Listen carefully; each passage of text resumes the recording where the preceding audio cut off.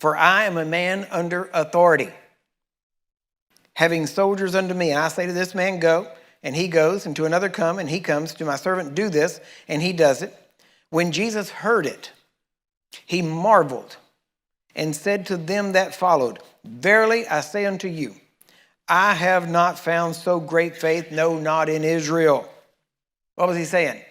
Well, he was in Israel, so he wasn't talking about the place. He was talking about the people. So what was he saying? I have not found this kind of faith in the people of God, the people that know God. I hadn't found it in them. But here's this centurion, a non-covenant person, a person who doesn't even know God. But he said, if you just speak the word, my servant will be healed. Now, notice this is, like I said, these are the people of God that he was talking. He said, I haven't found this kind of faith in the people of God. Today, we'd say Christians. How many Christians do we know that would say, well, just send the word? No, you don't have to come to my house. No, you don't have to do this. Just send the word. You speak it, you give the command, and I'll do it. John Dowie, every morning at 9 o'clock, he would get up and he would take all the prayer requests that were telegrammed to him or, sent to him in different ways, letters, different things. He would pile them all up and he would begin to pray. And they actually had a thing, like a clock, that was like a map, actually, that said for different hours. And they would pray around the world at certain times. But every morning at 9 o'clock, he would pray. And John Lake's wife once was dying. And they sent a telegram to Dowie and said, pray, my wife is dying. Dowie sent a telegram back, very short. And he said, I am praying, she will live. That's it, 2 sentences. He didn't even pray right then. He didn't send some prayer. He just said, I am praying, she will live. They knew that he prayed every morning at 9 o'clock. The next morning, they were all gathered around her bed. When the clock hit 9, she looked up and said, it's 9 o'clock. Dowie must have prayed, so I must be well. And got out of bed, and she was healed. Now think about that. This was in a time of no mass means of communication. All they had was newspapers, was about the best they had. And they had telegram, but again, not mass communication. And so, but they believed that when this man prayed, God would hear and he would heal. What if this man prayed, but it wasn't God's will? Think about that. That wasn't even a question. Why? Because they knew this man, see, people don't think about these things like this. But they knew this man knew God's will.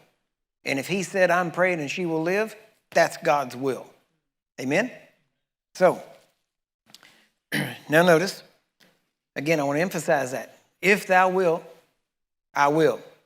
He answered. Do you understand? He answered that question. So there's never a need to ever again ask the question if it's his will on anything relating to healing of the human body. Amen? Now, he said, now watch this, in verse 11, and I say unto you, this is the people that were following him, the Jews that were sitting there with him, that many shall come from the east and the west, and shall sit down with Abraham and Isaac and Jacob in the kingdom of heaven. But the children of the kingdom shall be cast out into outer darkness. There shall be weeping and gnashing of teeth. You hear that? The people of God would be rejected, but others would come from the east and the west and would be received. And Jesus said unto the centurion, go thy way, and as thou hast believed, so be it done unto thee. And his servant was healed in the self-same hour. Now notice here, I looked this up. I was going into detail on this because he said, go your way. You can go. As you have believed. He didn't even say, as you go believing. What does that mean? That means this man, this centurion, had settled it. There was no ifs, ands, or buts. He was going home to see a well servant. He wasn't going home to check. And he didn't stop by the doctor's office on the way to get the latest report.